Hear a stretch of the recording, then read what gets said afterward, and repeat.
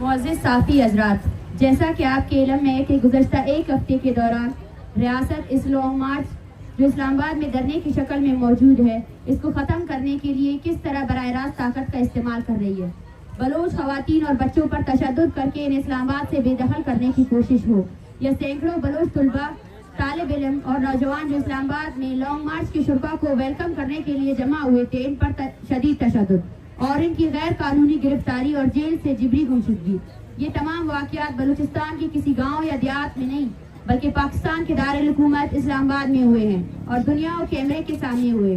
جس کے بعد اب کسی بھی ذی شعور انسان کو بلوچوں پر ہونے والے ریاستی جبر اور تشدد کے حوالے سے کسی شک کو شبے میں نہیں رہنا چاہیے۔ ہزاروں میل دور سے شہید بالاچ اور لاپتہ افراد کے لواحقین اس امید کے ساتھ اسلام آباد پہنچے کہ ریاست شاید بلوچستان میں دیکھ نہیں پا رہی ہو، لیکن اسلام آباد آمد پر ریاست نے جس طرح دشمنوں جیسا سلوک اور رویہ رکھا اور ثابت کرنے کی کوشش کی کہ بلوچستان کے لوگ ریاست کے شہری نہیں ہیں، جنہیں پرامن احتجاج سمیت اپنے حقوق کے لیے آواز اٹھانے کی کوئی حق حاصل نہیں ہے، اس لیے ان کے ساتھ ریاست کچھ بھی کر سکتا ہے۔ خواتین اور بچوں پر تشدد، لاپتہ افراد کے لواحقین کو جیل میں ڈالنے سے لے کر جس طرح رات گئے سوئی ہوئی خواتین پر حملہ کرتے ہوئے انہیں ہراساں کرنے اور ساؤنڈ سسٹم کو چوری کرنے تک یہ ثابت کرتے ہیں کہ ریاست بلوچوں کے خلاف ہر طرح کے حربے استعمال کر رہی ہے۔ معزز صافی حضرات، جب تشدد، لاٹھی چارج، واٹر کینن، جیل، تذلیل اور دیگر ذرائع لانگ مارچ شرکاء کی جدوجہد کو سبوتاژ کرنے میں ناکامیاب ہوئے تو انہوں نے صافی نما ریاستی اہلکاروں سے لواحقین کو ٹارچر کرنا شروع کیا۔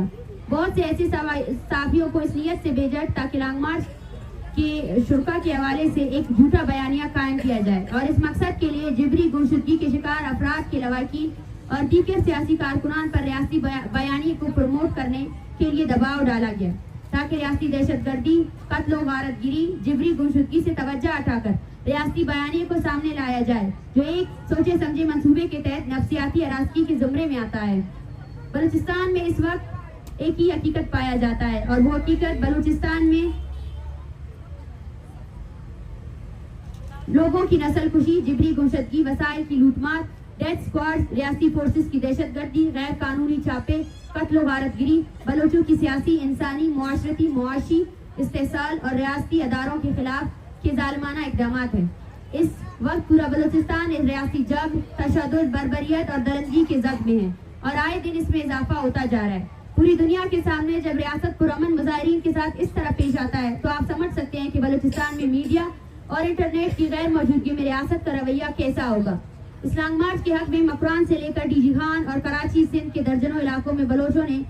ہزاروں کی تعداد میں روڈوں پر نکل کر ریاست پر واضح کر دیا ہے کہ بلوچ قوم مزید ریاستی دہشت گردی قبول نہیں کرے گی اور اس جبر کے خلاف مزاحمتی عمل میں برسر پیکار لاپتہ افراد کے لواحقین، ریاستی جبر کے شکار لوگ اور سیاسی جہدکار یکجا ہیں۔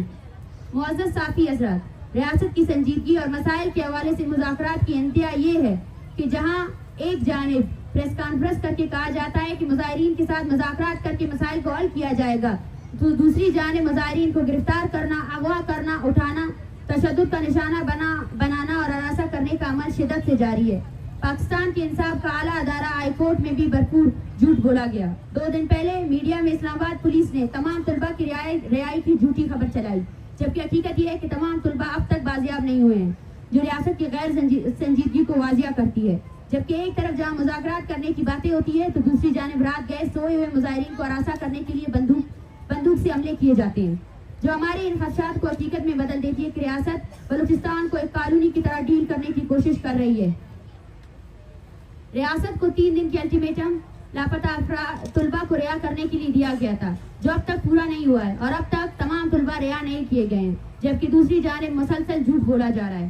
معزز صافی حضرات، تربت سے میلوں دور لاپتہ افراد کے لواحقین، ریاستی جبر کے شکار عوام اور سیاسی کارکنان اسلام آباد اس لیے آئے ہیں کہ انہیں انصاف مل سکے، لیکن ریاست نے جو رویہ دکھایا وہ کسی بھی طرح ایک ریاست کا اپنے شہریوں کے ساتھ پیش آنے والا رویہ نہیں، بلکہ آقا کا اپنے غلاموں کے ساتھ پیش آنے والا رویہ تھا۔ تحریک کے مطالبات پہلے دن سے واضح ہے اور انہی پر تحریک قائم ہے۔ ریاست کو درج ذیل مطالبات پر اگلے 7 دنوں کے لیے مذاکرات کا وقت دیتے ہیں۔ اقوام متحدہ کی ورکنگ گروپ کی سربراہی میں بلوچستان میں انسانی حقوق کی خلاف ورزیوں کی تحقیقات کے لیے ایک فیکٹ فائنڈنگ مشن بھیجا جائے۔ بلوچستان میں جبری گمشدگیوں اور ماروی عدالت علاقتیں ختم کرنے کے لیے اقوام متحدہ کی ورکنگ گروپ کی موجودگی میں معاہدے پر دستخط کیا جائے.